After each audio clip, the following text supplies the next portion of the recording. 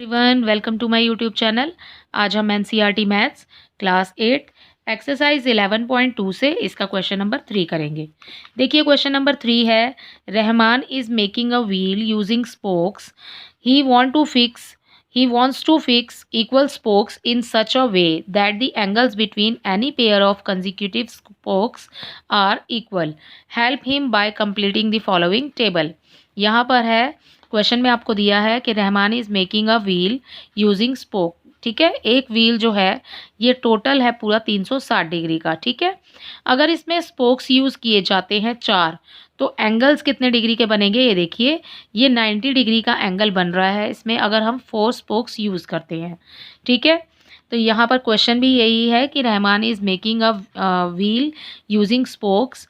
ठीक है, तो आपको एंगल्स ही बताने हैं यहाँ पर। बेसिकली ये जो टेबल है, नंबर ऑफ स्पोक्स दिया है। देखिए नंबर ऑफ स्पोक्स, अगर आप 4 स्पोक्स यूज़ करते हैं तो एंगल बनते हैं इसमें 90 डिग्री के। ठीक है, ये जो बन रहे हैं। ठीक है, अगर आप 6 स्पोक्स यूज़ करते हैं इसके अंदर तो एंगल बनेगा 60 डिग्री का। अगर तो फिर ऐसे ही बताना है आपको कि नंबर ऑफ स्पोक्स आप जितने बढ़ाते जाएंगे जो एंगल्स है, ठीक है, वो कम होता चला जाएगा, रिड्यूस होता चला जाएगा। तो आपको यही बताना है कि जब हम 8 स्पोक्स यूज़ करेंगे तो नंबर ऑफ एंगल्स क्या होगा। ठीक है, एंगल्स कितने डिग्री के बनेंगे यहाँ पर, और 10 और 12 इसके लिए भी आपको बताना है। देखिए इस टेबल को कैसे कंप्लीट करेंगे। ये टोटल कितना है? ये टोटल है 360। ठीक है, तो अब हम इसको सॉल्व करेंगे। यहाँ पर जो टेबल है ये देखिए, इसको ए बी करके कर लेते हैं। ये ए है, बी सी डी एंड ई। ठीक है, पहला बताती हूँ आपको। देखिए अगर 4 × 90 करते हैं तो टोटल हो जाएगा 360 डिग्री। ठीक है, और ये हो जाएगा टोटल 360।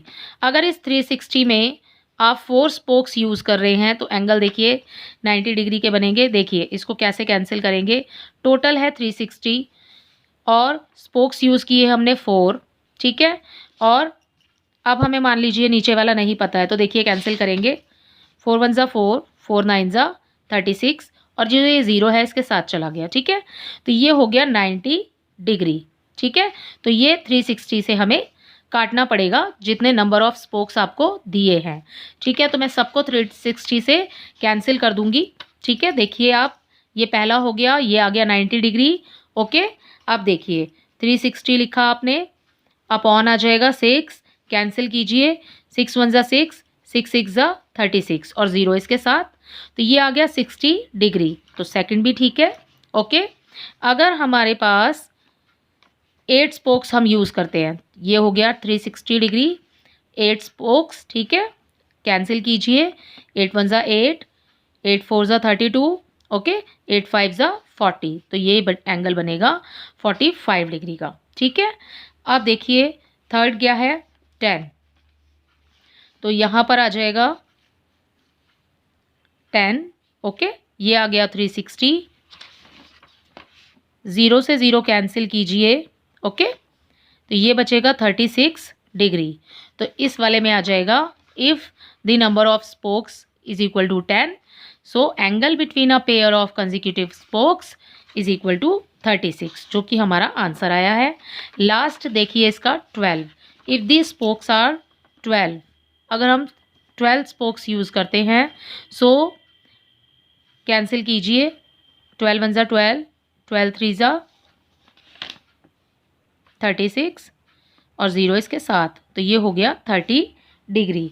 ठीक है, तो यहाँ पर आ जाएगा 30 डिग्री। ठीक है, अगर आप 12 स्पोक्स यूज़ करते हैं इस व्हील को कंप्लीट करने में तो यहाँ पर एंगल्स जो हैं, जो बीच में एंगल्स बनेंगे वो कितने डिग्री के बनेंगे?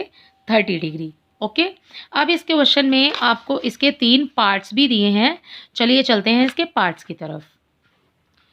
देखिए इसका first part, are the number of spokes and the angles formed between the pair of consecutive spokes in inverse proportion। तो आपको बताना है कि क्या ये जो टेबल अभी हमने कंप्लीट किया है क्या ये इन्वर्स प्रोपोर्शन में था। ठीक है, या फिर आप स्पोक्स जब यूज़ करते हैं तो जो एंगल हैं क्या वो इन्वर्स प्रोपोर्शन में हैं। सो यस, देखिए जैसे जैसे आप स्पोक्स जो हैं वो बढ़ाते चले जा रहे हैं, जैसे मान लीजिए 4 यूज़ कर रहे हैं हम, तो एंगल कितने डिग्री के बन रहे हैं, 90 डिग्री के, ठीक है। अगर हम इसमें 6 यूज़ कर देते हैं, ठीक है, स्पोक्स अगर हम 6 यूज़ करते हैं या फिर 8 यूज़ करते हैं, सो जो एंगल है आप देख पा रहे होंगे कि वो जो एंगल हैं वो कम डिग्री के हो जाते हैं, ठीक है। तो जैसे कि हमारे पास था, अगर हमने 4 स्पोक्स यूज़ किए तो एंगल जो है वो 90 डिग्री का बन रहा है, 6 यूज़ किए तो 60 डिग्री का बन रहा है, ओके। तो अगर 8 यूज़ कर रहे हैं तो 45 डिग्री के एंगल्स बन रहे हैं, ठीक है।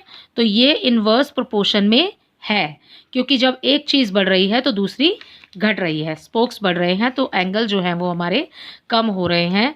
तो इसके फर्स्ट पार्ट का आंसर हो जाएगा यस, ओके। तो यहाँ पर आ जाएगा yes, they are in inverse proportion, ठीक है। इसी के साथ इसका फर्स्ट पार्ट तो सॉल्व हो गया।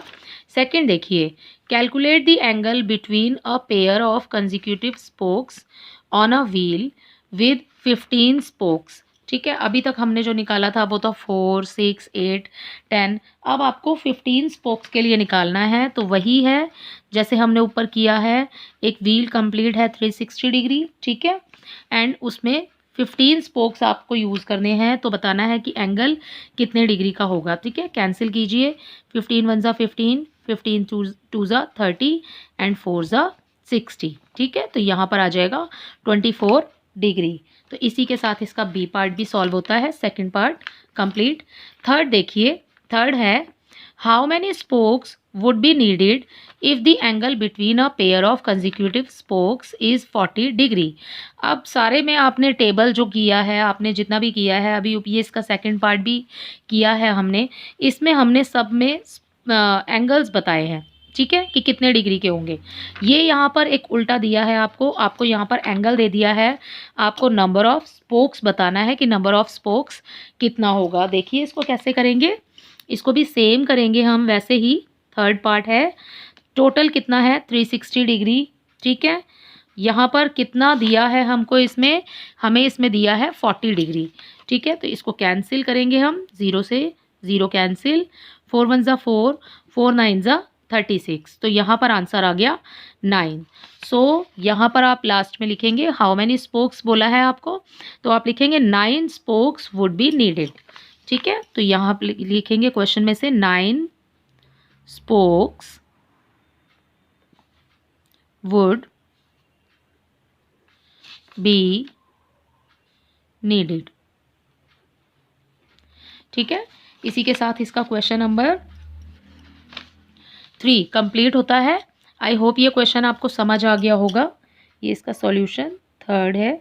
आई होप ये क्वेश्चन आपको समझ आ गया होगा। Thank you.